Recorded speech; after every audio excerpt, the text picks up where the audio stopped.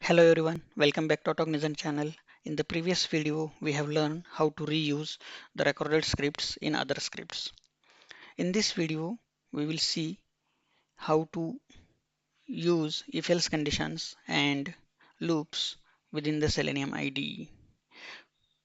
First, we will understand the syntax and implement it, and later we will see how to implement it within the automation script.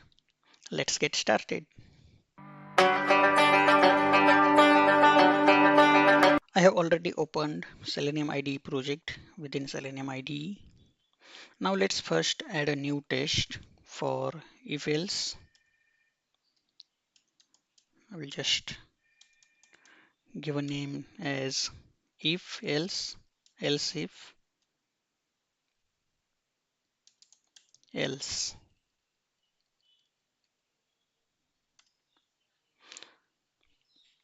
Now whatever we are going to implement here is going to work within the Selenium IDE JavaScript environment. So we'll first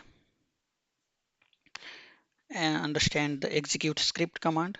Whatever the script or code snippet that we going to execute is going to be executed in the JavaScript environment that is running within the Selenium IDE.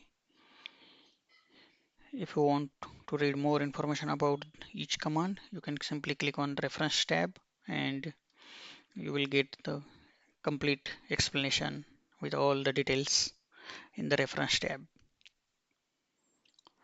So the first statement is execute JavaScript, and I'm going to return simply a value and store it in a variable, and my variable name is my test. Next thing, I want to add if else condition. So if, then condition, my condition would be I want to validate the value of my test variable,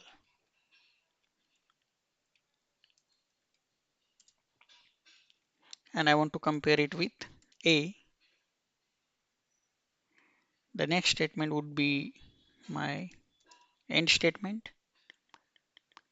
If this condition is true, I want to return this value to another variable, that is output. So I will use again execute script function, and my target is again return value a, and I'm gonna store it value in output variable. Next thing is to validate the result of output variable. So I want to compare the output variable value, and it should be a. Let us execute this. So you can see it successfully got executed and it went inside the if condition. Because my test variable value is a, the condition becomes true, and we are assigning the same value to output variable, and at last we are comparing the value of output variable, that is a. What if I change the my test variable value to b and execute it? So you can see now this condition got failed and it didn't go inside if condition, and that is the reason our assert statement also failed. Furthermore, we will add else if condition in here. So let me add a new command for else if, and in the else if section we will compare the my test value to b. So let me compare it with value b, and if it is true, then we'll again execute script.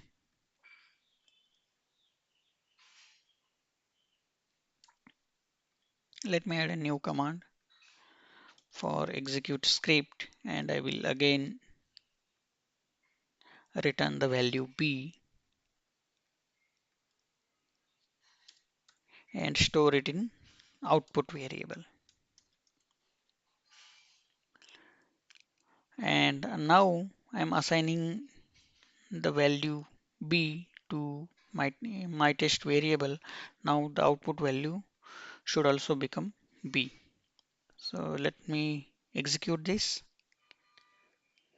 Okay, it successfully got executed. You can see the current value in my test variable is b, and that's why the first condition is false, and that's why it didn't go inside the first if condition. But in the else if condition, the my test value is b, so it becomes true, and we are executing script assigning the value b to output variable, and at last we are comparing the output value with b. So you can see this step number 3 is skipped because the if condition is false. Now let's add one more else condition. So let me add a new command for else. So if both these conditions are false, then it will go in the else block and execute. So let me add a else block, and in the else block let me add a statement for executing script again. At this moment I'm returning value c and store it in variable output. Okay, so now if I still run the same script, let us see what happens. It did not go inside the first if condition, it went inside the else if condition because my test value is b, and it didn't go inside else block also. Now let me change the value of my test variable. Let's make it c, and we'll observe how it behaves. So you can see it didn't go inside the first if condition, then it didn't go inside else if condition. If both of these conditions are false, then it went inside the else block and it returned value c. But in the assert statement, we are comparing it with b, not c. That's why the assert statement got failed. So let me change it to c, and if we execute this now, you see all successfully got passed, and step number 3 and step number 5 got skipped because these conditions are false. Let's add a test for loops. So let's add times. This is kind of a for loop. So let me again execute a script to store a value that is 1 in my variable name called my check. Then let me add times loop, and for loops also the end statement is end. In times loop, how many times we want to execute this loop? So let us say I want to run this loop 4 times. Okay, now I want to increase the value of my check variable. So I will again use execute script. In the target value is I will my check plus 1. Let's use return, and I want to store this value again inside my check variable. So in the times loop, I am incrementing the value of my check variable and assigning it to my check. Now at the end of the loop, I'm expecting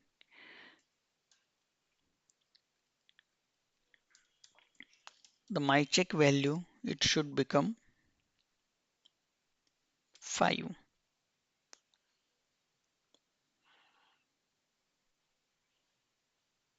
Let us execute and see.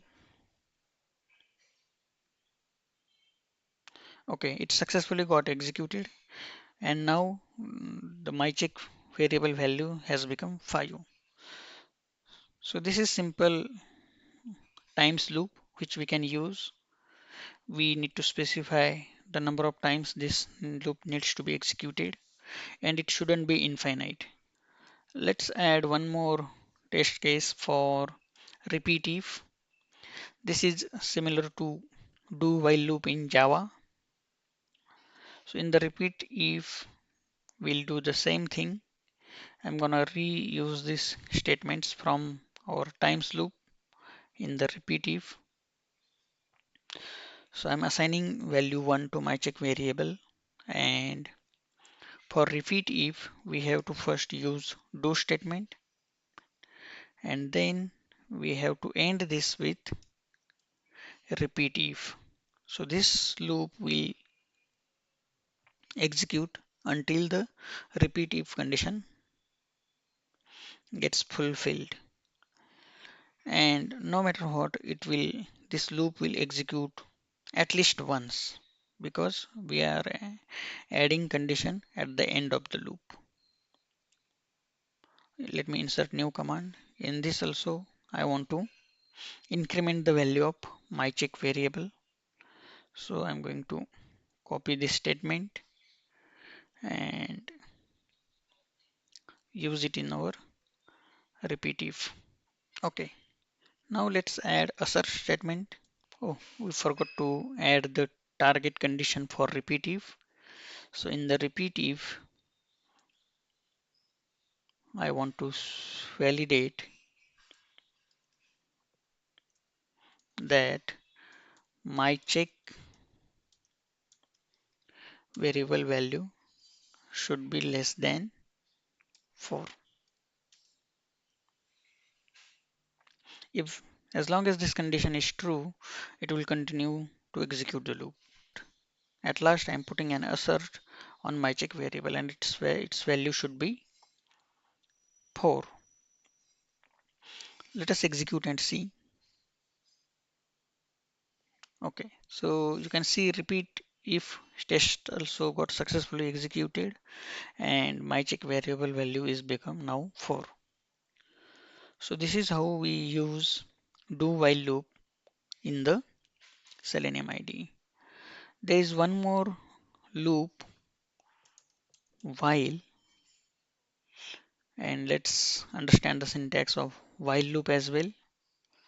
So I'm going to copy and paste the same statement, and I'm assigning value 1 to my check variable. Now for while, there is a keyword while. Now I want to run this loop till my check value is less than 4. I will add end statement for my loop. Let's increment the value of my check variable. So I'm just copy pasting it in the while loop. So here I am incrementing the value of my check variable. At last, we'll also put an assert to validate value of my check variable, and this time it should be 3. Let us run. Okay, so it successfully executed, but it failed at my check value because let us analyze this.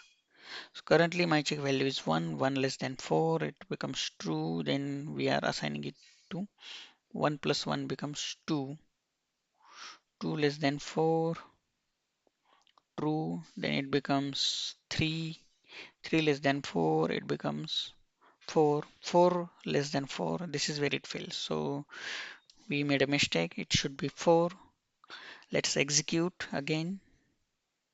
Now it successfully got executed and passed. We have created so far if else repetitive, times, and while tests. Let me create a suite for these things. Let me name the suite as control flow, and I'm gonna add these tests in my control flow. So if else, repetitive, times, and while, select. That's all for today's lesson. Thank you so much for watching. I will see you soon in another lesson.